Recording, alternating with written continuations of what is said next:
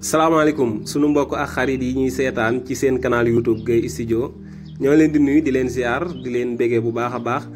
tey nag ñu façon yéene defal leen benn vidéo waxtaan ak yéen won leen ay quelques réglages yu ñu war a def suñ téléphone parce que da ci bëri ñoo xamante ni seen téléphone problème bi mooy batterie bi day gaaw a jeex seen batterie day gaaw a décharger trop léeg-léeg dañuy dem sax ba dañuy mujj changer téléphone mais même problème bi la ñuy amaat parce que réglage lay doon ay réglages yu ndaw rek yoo xam boo ko defee rek di nga sa batterie dina gën a mën a dund lu yàgg durée bi dina gën a yàgg. léegi nag moom lañ leen bëggoon a woon tey comme ça yéen ñëpp ngeen mën a régler seen téléphone léegi balaa ñuy commencer maa ngi lay ñaan bu fekkente ni gan nga ci chaîne bi abonné go léegi nga abonné comme ça nga cliquer fii ñu bind abonné comme ça après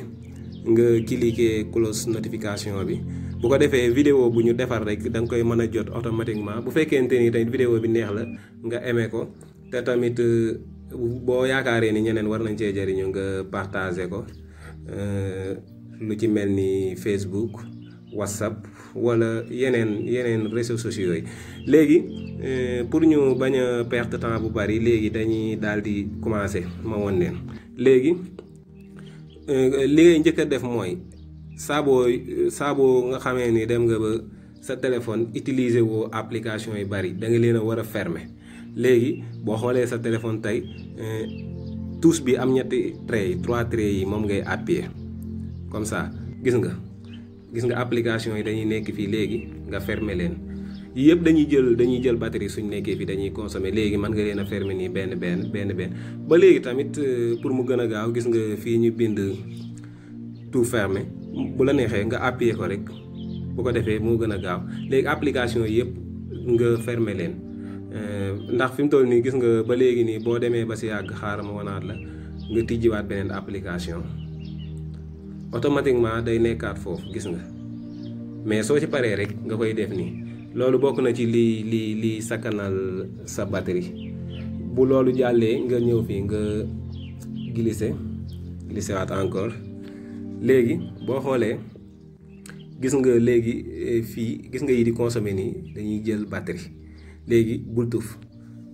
par exemple tey su fekkee yaa ngi yor sa Bluetooth di ko utiliser normalement dafa war a allumer mais bu fekkente ni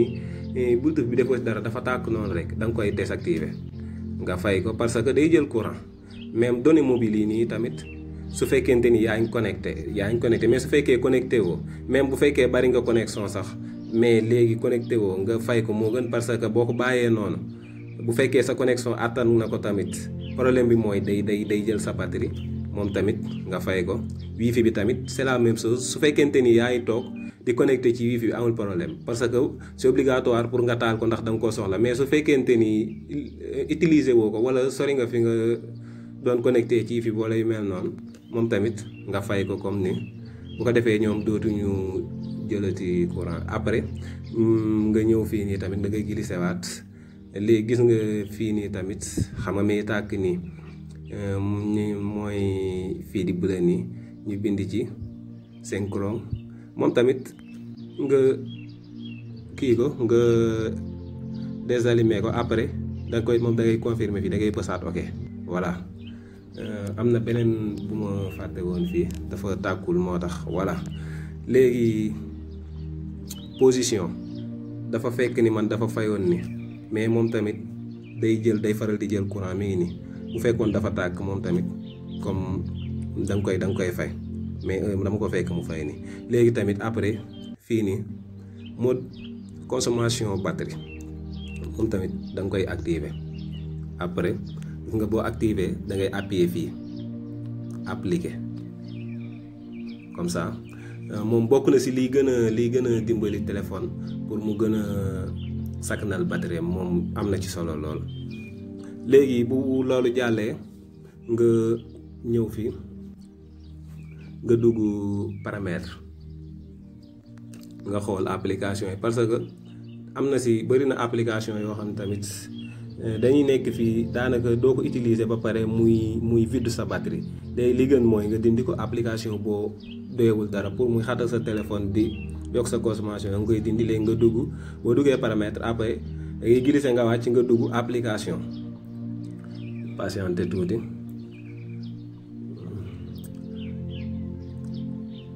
patienter tuuti voilà léegi boo duggee application da ngay xool nii léegi man fii pour ma won leen ko fi day xaw a jafe parce que application yi ma yor yëpp daanaka bu si ne am na lu ma koy doyee mais peut-être xaaral ma xool xañ na ma gis ci benn application boo xam ni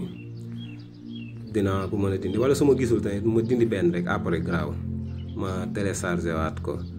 mais gis nga xam nga application yi dañoo bari léegi yii yëpp bu fekkente ni xool nga gis ci yenn yoo xamante ni soxlawoo ko léegi par exemple application bi soxlawuma ko léegi dama koy kii bii nii di ma tolloon voilà léegi gis nga désinstallé léegi après mu laaj ma confirmer ko ok voilà léegi dindi na ko léegi nag ak beneen boo xamante ni leer na leen ni consommé wu ki day consommé ba pare yow doyewoo ko dara nga bàyyi ko foofu tamit daanaka amul benn rendement léegi daal loolu lañ ni woon dinañ leen ko indil xam naa ni dinañ indiwaat yeneen bagage gën leen a woon yeneen secret tamit bu ko defee waaw ñu koy partager ak yéen même tamit ñi ngi may laaj ci comme nan la ñuy def ba gën di mën a sakkanal connexion tamit comme ni ñuy économiser batterie tamit même connexion tamit am na ay réglages comme YouTube bi noo koy régler ba nga xam ni vidéo yi dina gën a oyof ak Facebook beeg affaire yooyu xam naa loolu tamit dinañ si ñëw mais tey loolu lañ leen indiloon kon ñi ngi leen di jox rendez-vous ci beneen vidéo bi di ñëw xam naa ni du yàgg loolu ma leen di wax ne nag bu ngeen bëggee di man di ànd ak ñun léegi bu leen fàttee abonné bu ko defee ngeen mën di jot suñu vidéo yi ñuy dugal kon jàmm ak